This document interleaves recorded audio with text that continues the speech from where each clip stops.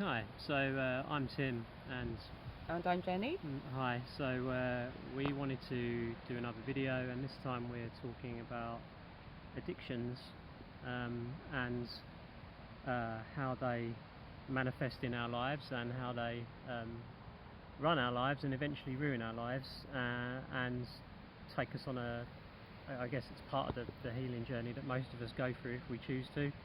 Or the alternative obviously is to stay in those addictions and suffer the consequences of them.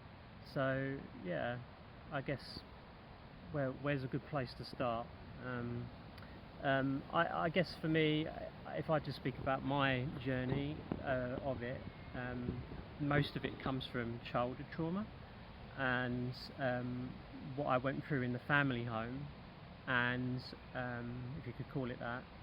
And the primary trauma was abandonment and feeling completely disconnected emotionally from parents, and therefore as I went into puberty and obviously all these hormones come along and different emotional states that we're trying to work through, I started to turn to food as the main coping mechanism, the thing that I thought would make me feel better. So, highly processed foods, refined sugar, all that kind of thing. And that was from age probably 14.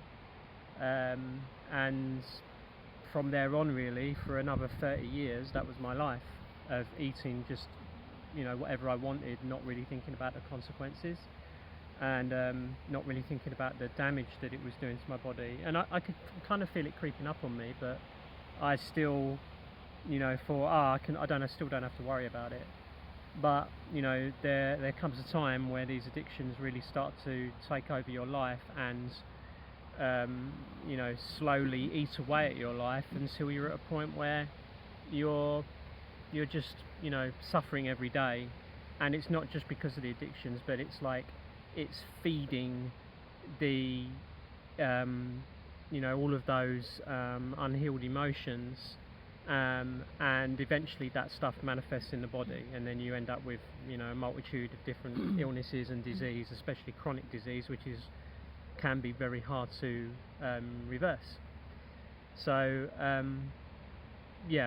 that's been my journey, and obviously I'm now at a point of working to reverse all of that by changing my relationship with myself and with food, and having to work on the underlying emotions that have kind of caused all of this in the first place. And obviously part of that is healing emotional trauma. So yeah, addiction, whatever it is, obviously for me it's been food, but there's the big ones out there: food, smoking, alcohol, sex, whatever it is. These are the things that people will turn to as coping mechanisms, which serve them for a period of time until eventually we realise the damage that they're doing, and then we want change, and then we actually start doing the work. And I guess that really doesn't happen in our 20s. It normally starts in 30s or 40s, which is obviously where I am now. So what about you, Jen? What would you say to all of that? I always like to start with the roots. So Tim said a bit about where addiction comes from. I think it's helpful to look at the opposite of addiction, which is community. So if you're struggling with addictions and you're not quite sure what's happening and why you're doing it, you've got fragmented aspects of consciousness, and you're trying to serve all your aspects of consciousness at the same time, but they're not all on board with each other. So you've got parts of your consciousness that seem like they're opposing. So you haven't got parts of consciousness that are against you, you have protector parts. So there's lots of different processes that you can use to reunify your parts of consciousness. So basically when we're smoking or drinking or doing whatever we're doing, we're trying to reclaim our sense of self that we didn't get reflected by our primary caregivers. So we needed mirrors. We needed a mum and a dad and significant adults people around us to show us who we are, and we didn't have that. So we suffer from this huge hole in our lives, and we've all ended up in our kind of like 30s, 40s, 50s, 60s, wondering what the hell happened. And like, you know, everyone's been addicted to whatever they've been addicted to since they were like 12 or something. Like, everybody I know is in that situation, really, and we're all trying to find out who we are still now. So I would argue that understanding addiction involves unwinding and exploring and figuring out why it's there. And I'm quite positive and excited about the future, because the world is moving away from narcissism and into interdependence. So if we start to live in communities, and personally, if we start to live in a way that we're interdepending with people, so not in an unhealthy way like codependence or like narcissism, but if we could all live as fully functioning individuals with each other, and we all learnt about each other to the degree that we found out what each other's excellences are, then everyone can give from a place of like a high self-esteem and a sense of value, and be received, and it's win-win. So that's what I'm proposing is the antidote to addiction. That's Synarchy, isn't it? Yeah, there's like a few different ways of putting it, and you know, a lot of people have nailed living like this already, and the only reason that we're not doing it in, you know, as a species, is because we haven't been programmed to see the win-wins that are always there. So we're always defending ourselves in every exchange, because everybody's playing I win, you lose, and we didn't realise that that's what we were doing. And now we're stepping outside of that, and we're looking for win-wins instead of compromise, instead of like giving ourselves away for someone else like the whole time. If we all live for ourselves, for everyone, as soon as you're connected to yourself, you can connect with the people who can help you unfold. That's how to not need to be addicted to something, because when you're addicted to something, you're just trying to find yourself, and you're trying to find yourself through other people. So let's get on with it. Let's do it. Yeah. Well, you're trying to find yourself through whatever the mechanism is, and yeah, I think that's why they can be so hard to shift, right? Because we're, you know, it's whatever the addiction is, it's serving some of those parts of us, and some of those parts don't want to give up what they're getting, even though the overall outcome is negative to the rest of us. Yeah. Because of the damage to those parts and the wounding, you know, we get locked in a cycle. And in life, certain things will come along to help us break out of those cycles, and usually it's painful because we're not consciously choosing to do the work. We're unconsciously, you know, rolling around in those addictions. So life has a way of forcing our hand, I guess, and you know, presenting us with challenges that make us change. And sometimes, well, I think nearly always, you know, we won't take the first nudge, or, you know, the 10th rattle. Sometimes it's the 20th time, which is like the massive smack in the face that is really painful, and only then will we be given the motivation, or it'll be sufficient motivation for us to actually start working on it and to start to heal it. Yeah. That's certainly been my experience a lot of the time. Yeah. To leave. So I guess what I would say as well is what I've found is where you do something that creates a clean break, or something happens that creates a clean break between you and the addictive behaviour, and it's strong enough and long lasting enough that, you know, it gives you a real opportunity to make that change stick. So, you know, I can speak from this personally. Sometimes that's the only way, right? We'll really be able to change and put the work in. Yeah. And like, it's important to know that no one's coming. Like, the only way that you can make your healing stick is if you rebuild your life, and you have to rebuild your life knowing what it is that you're looking for. So you have to figure out what makes you thrive. When are the times that you're like really truly happy, when you're not doing something for someone else necessarily, but you're just in the moment? So it might be dancing or running or yoga or like whatever it is. Just make a list of like all the things in your life that help you to thrive, and then find people who can help you do that, and then figure out how you help other people thrive, and then put yourself in places, like join groups, do things that will help you to be around the people that you can help. And because you're going in the right direction, then the universe will jump in and help, because there's nothing more powerful than a 180 degree, like going in the opposite direction to the one that you're going in. And you have to scaffold yourself. We were supposed to have been scaffolded by our parents, and we weren't.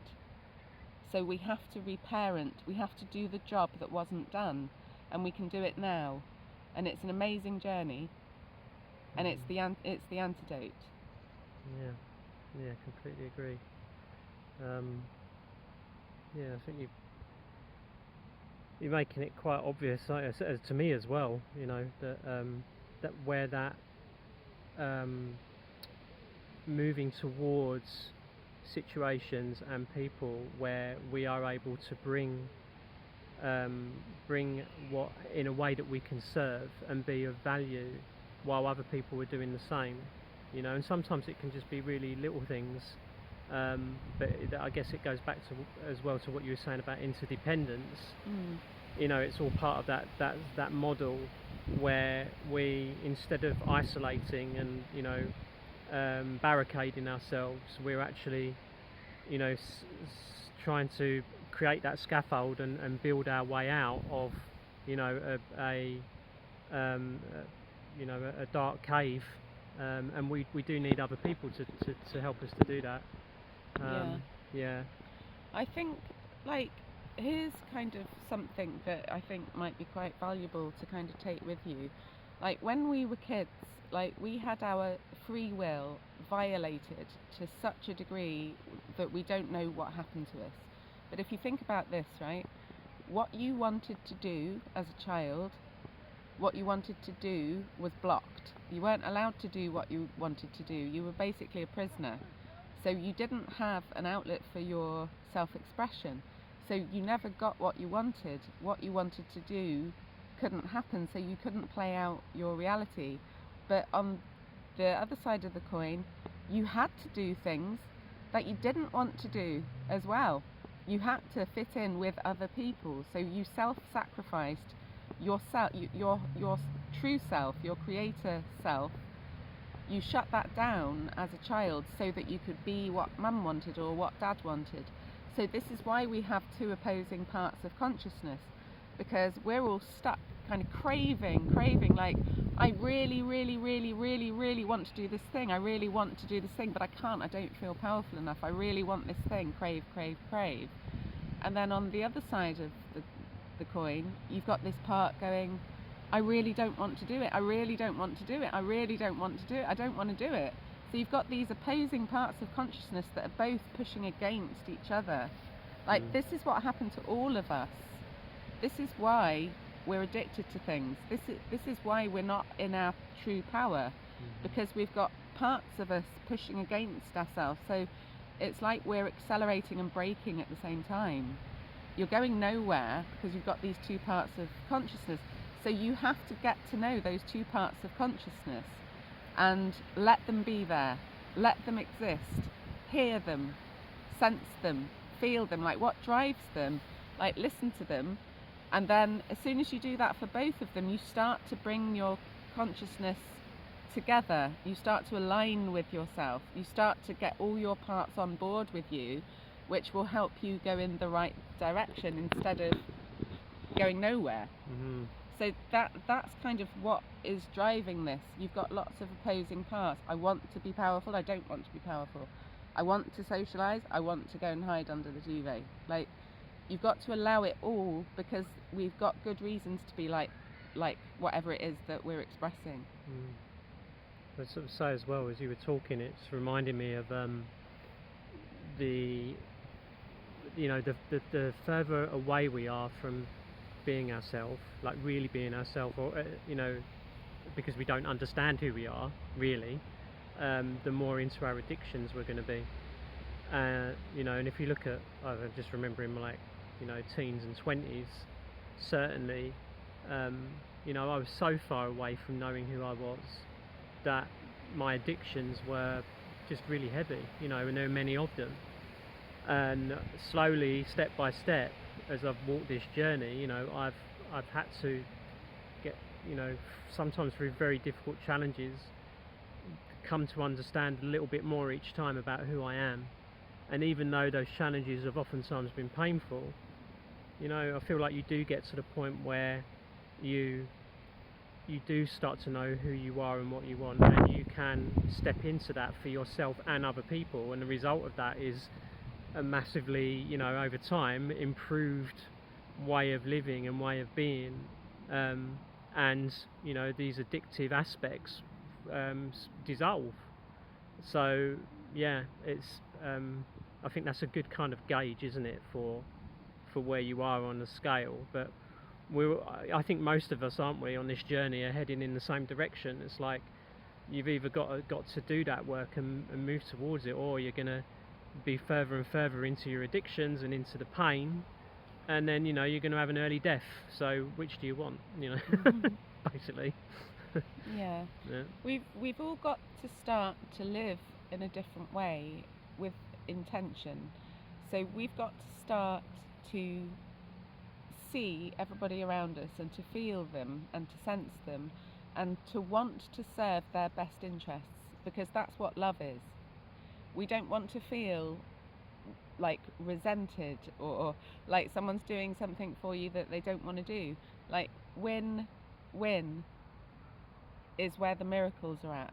Like, we have to start to attract the people around us that can meet our needs and that we can meet theirs, and we want to, because it makes sense and because it brings joy. So like it's time to live and to like learn how to do that, and to know that it's okay to not know, because what's happened to us is unbelievable, and it's okay to not know, but it helps to know which direction to go in. So like, who is it that you want to serve that would love you to do that, and vice versa?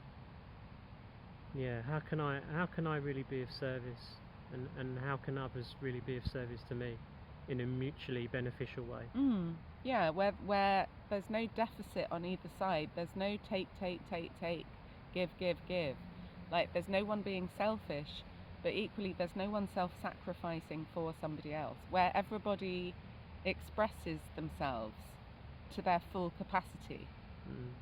Or at least are on the way to that, Yeah. They're heading in that direction. Yeah. That. Yeah. Yeah, no, that's good. That's